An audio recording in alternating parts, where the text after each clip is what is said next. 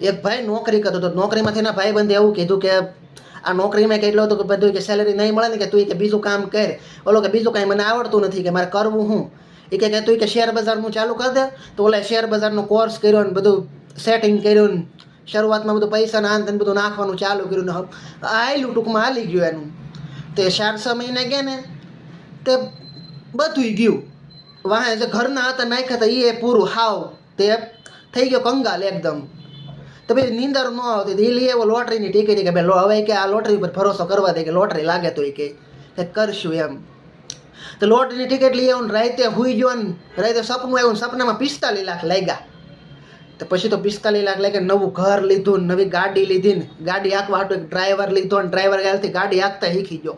તે 2 મહિના પછી ફરવા નીકળ્યા, ગાડી આવડી ગઈ ને તેમ બરોબર ગામના ગાડીમાં 2 ફરવા નીકળ્યા ને ગામના પાદરે પગ્યા ને તે એક માલધારીની ભેંસ આડી પડી.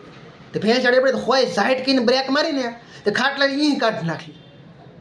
પાછો પડ્યો કે ગાડીનો કાચ નથી ફૂટ્યો ને કે હેડલાઇટ કે જોતો જરાક. ઓલીએ જગાડીને કહે કે કાચનું રહેવા દે કે કાચ ભલે સાઈડમાં પડ્યો તો એ કે સવારે ઉઠીને ધંધે ચડી જાય કે કાંઈ રહેવા નથી દીધું કે તે શેર બજારનું કરીને તો એ કે હવે કે સુધરો એમ.